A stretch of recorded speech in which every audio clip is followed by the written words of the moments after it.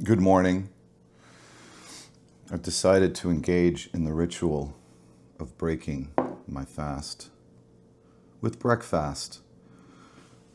Today I have this beautiful, beautiful toast, butter, Branston pickle, and cheese combination. It's a delight. I'm pretty into this right now. But I also thought I'd let you in on what I'm thinking about. And what am I thinking about? I'm glad you asked. I'm thinking about metaphysics. Oh yeah, totally thinking about metaphysics. And I wanted to talk about it because I think it's a really interesting subject and not as woo-woo as you might think. Metaphysics, it's just, you could say it's a system. Okay, we have a metaphysics, I also have a system, or I have a worldview, or I have a way of seeing things. It's a way of bringing the unconscious a little more conscious, and we work with the energies that we're seeing in our lives, our attention, our intention, and all that wonderful stuff. So I thought we could talk about this. But I'm missing something. I've got a beautiful breakfast here. I've got my breakfast toque on. I've got my coffee. I've got a knife and fork that I won't need. Ah, I know what we're missing. Just a second. Todd? Todd, are you in there? My roommate's a musician. Todd, I was wondering if you could give us a nice breakfasty drone.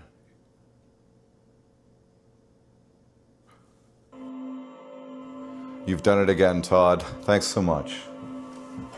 Now we can start. Now, to define a metaphysics, I would like to jump into a quote by one of my favorite Christian mystics. We all have a few, don't we? William Blake. And William Blake once said, "I must create a system or be enslaved by another man's, or woman's, or person's." What he's saying right here is that I think if we don't choose our metaphysics with intention, we will just get the default metaphysics around us, whether it be our family, our culture, our city. These things, the world outside of us is just going to give us the default metaphysics of that age, which could serve us and might not. I mean, we got to choose. Choosing something, understanding something for ourselves is much, much more preferable than just taking what's given to us. And on that note, I'm going to give you a couple little metaphysics that I've sort of identified in my life that I take as interesting and creative and helpful. But the wonderful thing is that you don't have to take my word for it, Raining Rainbow. You can absolutely take anything here, because I didn't create this, I just observed it for myself. And all of this is on offer. It's for anyone who wishes. These were passed down to me or explained to me. I'm explaining them to you. All good.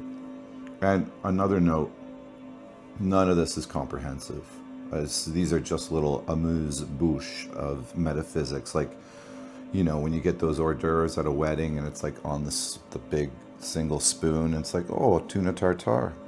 Amazing. I wish I could have more.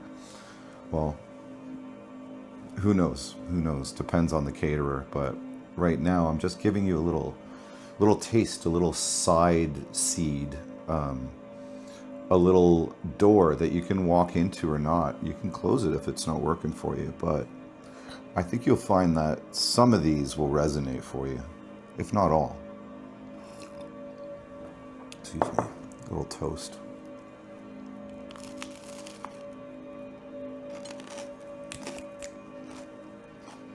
Oh yeah, let's go. Love it. So think of an iceberg, right? We are that whole iceberg, but very simply, what's above the surface is what's conscious to us, and what's below the surface is in the unconscious. And we're not necessarily always aware that it's running things, kind of like processes in the back of a computer, well, behind things in a computer, right? So what I term inner work, shadow work, consciousness work, is slowly revealing more of the underwater portion, and that leads us to more joy, more truth. It gives us a more authentic life. But this is a slowly but surely thing. It's not going to be done all at once, and it really never ends. It's a lifelong journey.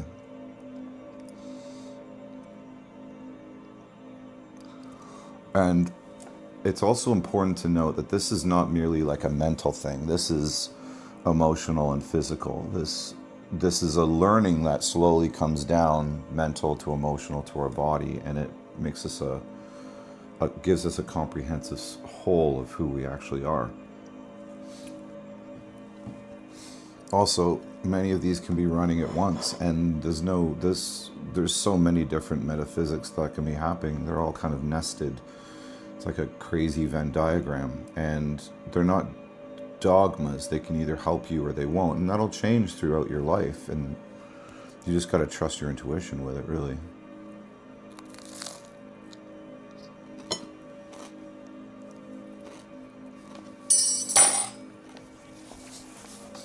The first one I'd like to play with is internal versus external proof, right?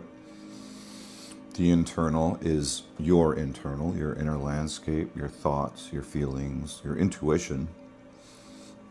And the external is society, culture. Could be your parents, could be your partner, could be your boss, media, everything that's really external from us. And I think this is why Jung termed Carl Jung. I sort of picture these as like two buckets we can put our water, our energy in. And there's sometimes when it's really important to put our energy into the external proof, the external world. And sometimes it's really important to put our water, our energy into our internal proof. I think of kids as they're growing up. They'd have a really tough time surviving if they were constantly putting their energy into their internal.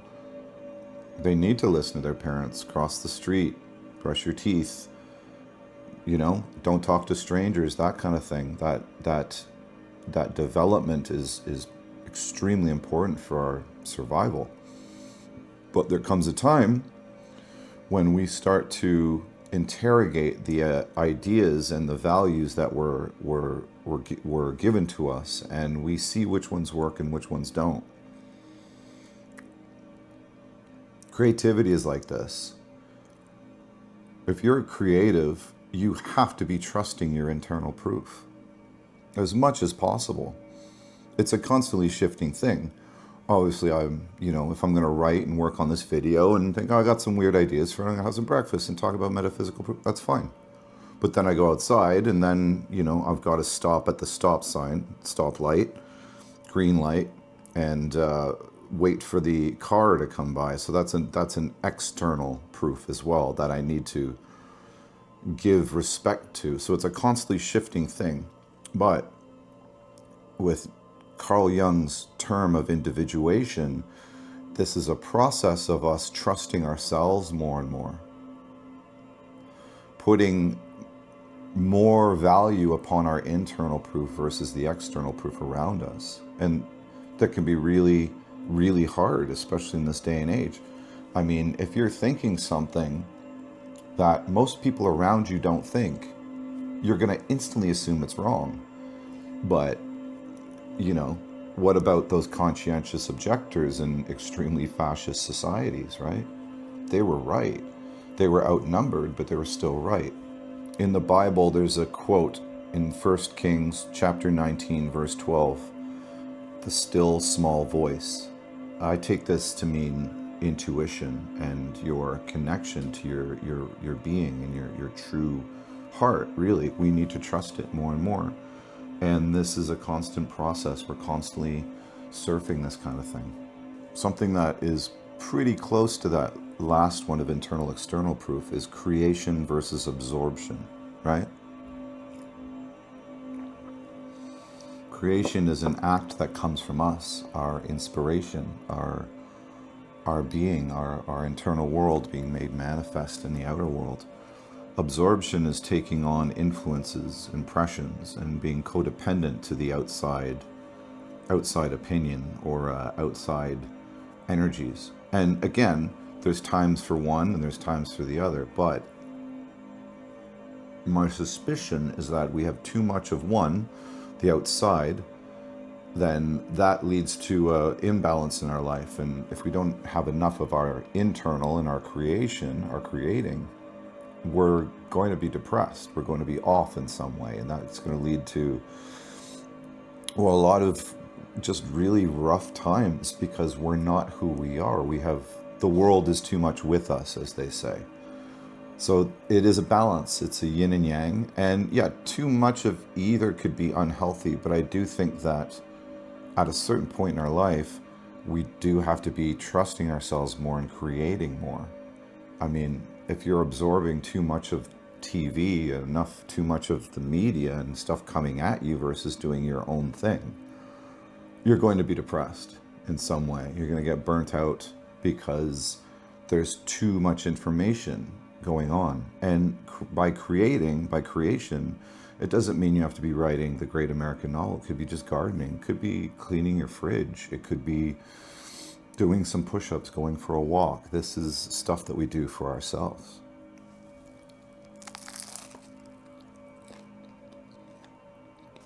Another one is being and knowledge. I want you to think of being as the form and knowledge as the content. So this coffee mug is the being, right? It's the form, it's the container. The coffee inside of it, unfortunately not as much as I'd like, is the content, is the wisdom, right? So I can only fill this mug up with as much coffee as there is space inside, yeah? Otherwise it'd just start to overflow. I'd be wasting my coffee. Well, this is the same thing with our being. And I think you could probably call it soul as well, as a metaphor. Our being can only hold so much knowledge and wisdom as it has space for. But as we grow, as we move through life, when we grow our being, hopefully we do that with great intention and great joy, and that's certainly possible. And then we grow in our wisdom. And we can hold more. We can hold more compassion. We can hold more truth. One of my favorite Austrian poets, and everyone has a few, Rainer Maria Rilke, he has this beautiful metaphor in his poems, mostly in the Duino elegies, if I'm not mistaken. His idea, his concept is that sorrow and life and pain digs out a form, digs out a space inside of us, inevitably as we go through our lives. But the beautiful thing is that space is also the capacity we have for joy, for being, for our truth, for our wisdom. So the more that it's carving out through pain, so to speak, the more capacity we have to see the beauty in our lives. And I think that this is a very similar idea to being in knowledge. And you might ask, well, how do we grow our being? I mean, life's going to do that for you, absolutely. But we can do this with intention by doing inner work and by practicing mindfulness and by coming back to our being, which is coming back to the present moment, and by really just tuning into our inner world and our inner life. And that can grow our being more and more. And that gives us more capacity for joy, more capacity for beauty and humanity, really. I got two more here that are kind of linked. One of them is our mind as an antenna for thoughts rather than the haver of thoughts. It's a bit weird, it's a bit woo-woo, but I do think there's a very helpful concept here. One of the great things you do in meditation and mindfulness, you're a witness to your thoughts and you don't judge them. Even the weirdest thoughts, all of a sudden you're like, why was I thinking that? But we detach from them and we let them go. We don't serve them tea, as Shunryu Suzuki used to say, one of my favorite Zen masters. Everyone has one. So many traditions have sort of talked about this. Years ago, I saw a talk by a Hasidic rabbi who basically talked about in his tradition, there were some great speakers, great thinkers who talked about our mind as being an antenna for thoughts, rather than constantly holding the thoughts itself and creating them. Zen Buddhism talks about this a little bit. It's a great mindfulness exercise to sit down and you just go, well, what am I going to think of next? And you'll find you go quiet a little bit, and then all of a sudden something pops up kind of unbidden. And that's amazing data. It's very, very interesting to learn about yourself that way. And fantastic practice if you want to use that. So kind of working off that, rather than our mind, our whole psyche, our whole inner landscape, there's the multiple parts versus one mind thing. We come into this world being taught that we're one indivisible identity. That's actually what individual means, right? You can't be divided. But if you've gone through life for even a few years, you'll realize there's a lot of parts of you. There's a lot of parts of us. Gurdjieff called this an I, like the letter I. We have many I's inside of us. And it's not to say, it's not like multiple personality or dissociative identity disorder. That's another thing. But we do have multiple parts of our psyche that are sometimes completely at odds with one another. There's been many times as a writer, I've been like, oh, I've got this idea, I really can't wait to work on it. And then there's another part that gets tired. And it's like, oh no, we have to do that. It's really, really strange, because I love writing. It's something I think I'm really good at and I want to get better at. But yet there's a part of me, for some reason, doesn't want to do that. And then there's another part of me that gets ashamed of that part. Like, you see what's happening? All of a sudden there's three parts. So this is a good thing to know. It might feel discouraging at first, but once we start to look at these parts through traditions like parts work or internal family system, which I highly recommend, I'm just sort of starting in that, we can slowly give those parts of us compassion rather than shunning them, and giving them compassion and finding out that what they're actually trying to do for us is to protect us. And there's a lot of reasons that can happen. A lot of it's from early childhood, and we slowly come to dialogue with these parts, which is a really creative and absolutely real thing. You're not just talking to yourself, you're talking to another part of yourself. And it's just on the road of healing. I highly recommend that we all at least entertain the idea that there's many, many parts of ourselves, and that's a good thing, and that can be worked with and healed with. I'm a big fan of it, as you can probably tell. So those are just a few little metaphysics that are kind of bouncing around in my head as I eat my breakfast. And I'd like to sum that up with a Maslow quote. He's the famous psychologist from the pyramid. Well, he's not from a pyramid, but he made one, Maslow's pyramid. And he has this great quote: realistic perceiving is prerequisite to realistic behaving, and realistic behaving is prerequisite to good results. So I'd like to thank you for sharing breakfast with me, letting me cook, and I hope there was something in there that was titillating or appetizing for you, and might encourage some further inquiry. So I'm gonna finish this off. You got this. I'll see you in the next one.